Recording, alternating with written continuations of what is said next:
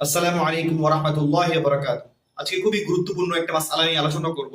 সেটা হচ্ছে বিবাহর সময় মেয়ের বাড়িতে ছেলের বাড়ির পক্ষ থেকে ছেলের বাড়ির আত্মীয়-স্বজনদের জন্য বিশাল খাবার দাবারের আয়োজন করা হয় এবং কখনো কখনো ছেলের থেকে এটা রিকোয়ারমেন্ট থাকে যে এতজন মানুষ আসবে, তাদেরকে খাবার দাবার খাওয়াইতে হবে। তো এটা কি ইসলামে হালাল নাকি হারাম? প্রথমত দেখতে হবে এখানে মেয়ের বাবার সন্তুষ্টি আছে কিনা। মেয়ের বাবা যদি নিজের সন্তুষ্টিতে যদি কিছু খাওয়ায় তাহলে এটা হালাল হবে, কিন্তু যদি মেয়ের বাবাকে চাপিয়ে দেওয়া হয় এটা টোটালি হারাম হবে। হাদিসে পাকের মধ্যে আসছে আলা লা ইয়াহিল্লু মালু ইমরিহিন ইল্লা বিতিবিন নাফস, অর্থাৎ কারো মাল ভক্ষণ করা অথবা খাওয়া অথবা নেওয়া এটা মালিকের সন্তুষ্টি ব্যতীত এটা কখনোই জায়েজ হবে না।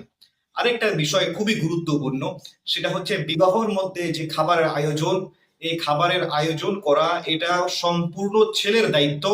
ছেলের গার্জিয়ান অথবা ছেলের ব্যবস্থা করবে, যেটাকে অলিমা বলা হয়। বিবাহের মধ্যে অলিমার দায়িত্ব সম্পূর্ণ ছেলের দায়িত্ব।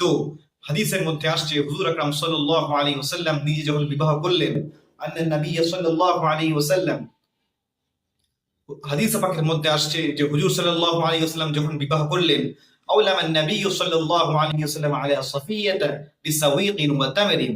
হুজুর সাল্লাল্লাহু আলাইহি ওয়াসাল্লাম যখন সাফিয়া রাদিয়াল্লাহু তাআলা আনহাকে যখন বিবাহ করলেন, তখন হুজুর সাল্লাল্লাহু আলাইহি ওয়াসাল্লাম নিজে ওলিমা করছেন ছাতু এবং খেজুর দ্বারা।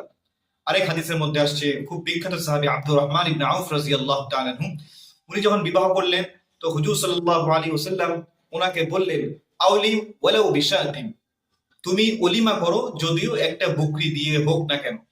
তাহলে বোঝা গেল হাদিস দ্বারা স্পষ্ট হয়ে যায় যে অলিমা করার দায়িত্ব এটা সম্পূর্ণ ছেলের। এখানে অলিমা করার কর্তব্য বা দায়িত্ব কোনো কিছুই মেয়ের গার্জিয়ানদের দিকে যাবে না।